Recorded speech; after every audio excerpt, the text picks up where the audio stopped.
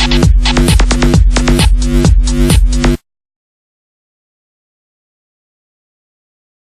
Friends, మీరు నా వీడియోస్ని youtube.com/hafiztime అని టైప్ చేసి సబ్స్క్రైబ్ బటన్ ప్రెస్ చేయడం ద్వారా మీరు నా లేటెస్ట్ అప్డేట్స్ మెయిల్లో పొందొచ్చు. అంతేకాకుండా timecomputer's.in అనే వెబ్సైట్ ద్వారా కూడా మీరు నా వీడియోస్ని చూడొచ్చు. మీరు నా దగ్గర డివిడీస్ పర్చేస్ చేయాలి అంటే టైమ్ కంప్యూటర్స్లో స్క్రాల్ అవుతున్న నా నెంబర్కి కాల్ చేయొచ్చు.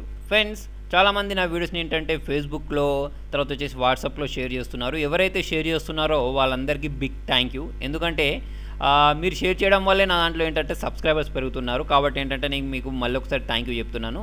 సరే, ఈ వీడియోలోకి వచ్చేసరికి ఏంటంటే మనం ఎటువంటి సాఫ్ట్వేర్ లేకుండా ఒక సైట్ని ఎలా బ్లాక్ చేయవచ్చో చూద్దాం. ఓకే, ఇదేంటంటే నేను చెప్పేది విండోస్ 10లో. ఇంతకుముందు కూడా ఇదే ట్యూటోరియల్ చెప్పాను, కాకపోతే ఎక్స్పీలో. ఓకే, దీనికి చిన్న చేంజ్ ఉంటుంది. ఏంటంటే చూడండి, ఇక్కడ క్లిక్ చేసుకున్న తర్వాత మనకు ఇక్కడ నోట్ ప్యాడ్ అని టైప్ చేద్దాం. నోట్ ప్యాడ్ అని టైప్ చేసుకున్న తర్వాత దీన్ని ఓపెన్ చేసేటప్పుడు రైట్ క్లిక్ ఇచ్చేసి రన్ యాజ్ అడ్మినిస్ట్రేటర్ ఓపెన్ చేయాలి. మనకు ఎక్స్పీలో ఏంటంటే రన్ యాజ్ అడ్మినిస్ట్రేటర్ ఓపెన్ చేయకపోయినా కూడా ఏం కాదు. ఇదే ట్రిక్ మీరు 7 కావాలంటే అప్లై చేసుకోవచ్చు, ఈ విండోస్ 8లో కూడా అప్లై చేసుకోవచ్చు. ఓకే, సరే, ఇలా నోట్ ప్యాడ్ ఓపెన్ అయింది. ఓపెన్ అయిన తర్వాత ఫైల్లోకి వెళ్తారు. ఓపెన్లోకి వెళ్ళండి, సి డ్రైవ్లోకి వెళ్ళండి, విండోస్లోకి వెళ్ళండి. ఇక్కడ మీకు సిస్టమ్ 32 అనే ఒక ఫోల్డర్ ఉంటుంది. ఆ సిస్టమ్ 32లోకి వెళ్ళండి. తర్వాత దీనిలో డ్రైవర్స్ అనే ఒక ఫోల్డర్ ఉంటుంది. ఆ డ్రైవర్స్ అనే ఫోల్డర్లోకి వెళ్ళండి.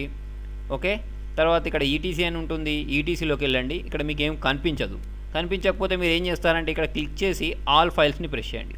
అప్పుడు మనకి ఇక్కడ హోస్ట్స్ అనే ఒక ఫైల్ కనిపిస్తుంది. దీన్ని క్లిక్ చేసి ఓపెన్ ప్రెస్ చేయండి. ఓపెన్ ప్రెస్ చేసుకున్న తర్వాత మీరు చేయాల్సింది ఏం లేదు, సింపుల్గా లాస్ట్లోకి వచ్చి ఇక్కడ కింద ఎంత 127.0.0.1 అని టైప్ చేసి కొంచెం ట్యాబ్ ఇవ్వండి. ట్యాబ్ ఇచ్చేసి అంటే స్పేస్ అన్నట్టు. ఓకే, ఇక్కడ మీరు ఏ సైట్ని అయితే బ్లాక్ చేయాలనుకుంటున్నారో ఆ సైట్ పేరు టైప్ చేసేయండి. ఓకేనా, టైప్ చేసుకున్న తర్వాత దీన్ని సేవ్ చేసేయండి. సేవ్ చేసి దీన్ని క్లోజ్ చేద్దాం. ఓకే, సేవ్ చేయడానికి ఫైల్లోకి వెళ్ళేసి ఇక్కడ సేవ్ అనొచ్చు లేదా కంట్రోల్ ఎస్ అనొచ్చు. ఇక్కడ మనం వెళ్ళేసి ఇప్పుడు నేను ఫేస్బుక్ను ఓపెన్ చేస్తున్నాను. ఫేస్బుక్ ఓపెన్ చేస్తే నాకు ఏంటంటే ఈ ఫేస్బుక్ అనేది ఓపెన్ అవ్వదు నా సిస్టంలో. ఎందుకు అంటే నేను దాన్ని బ్లాక్ చేశాను.